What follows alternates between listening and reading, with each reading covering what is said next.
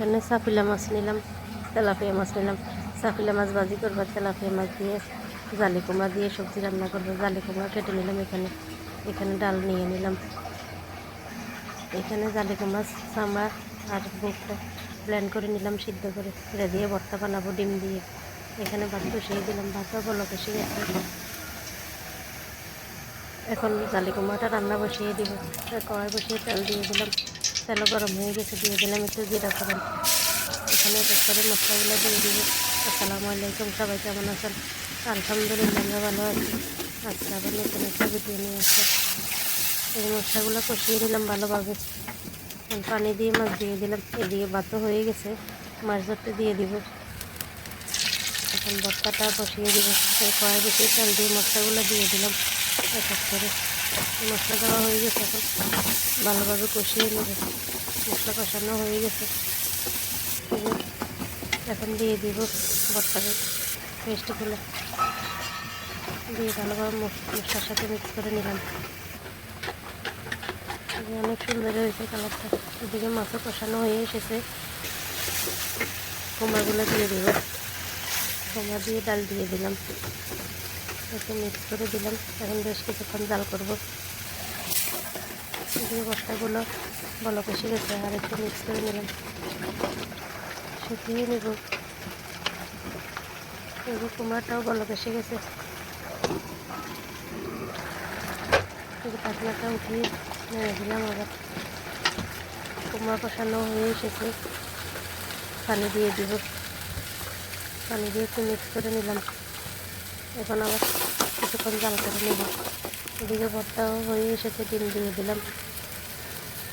ডিম দিয়ে মিক্স করে নিব ভর্তার সাথে।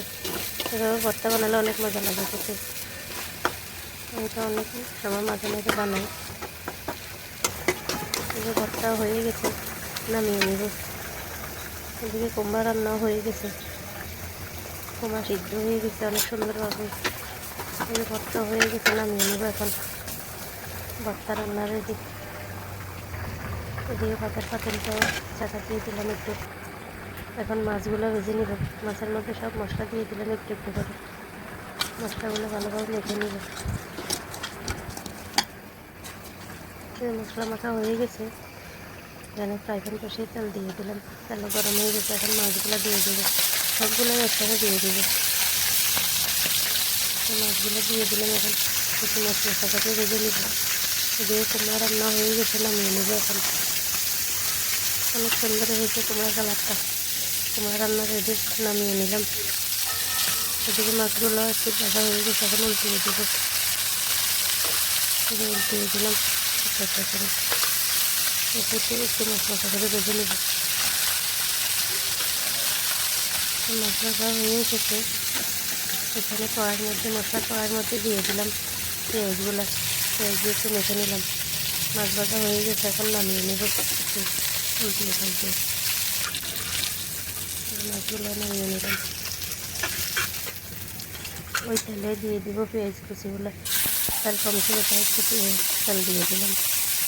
পেঁয়াজগুলো একটু ভেজে নিব। পেঁয়াজও ভাজা হয়ে গেছে, এখন মাছ দিয়ে দেবো।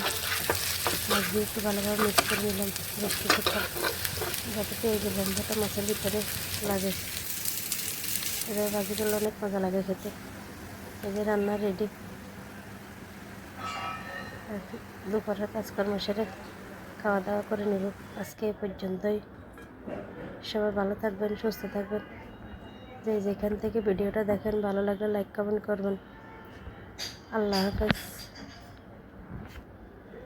সবাইকে অনেক ধন্যবাদ। আসসালামু আলাইকুম।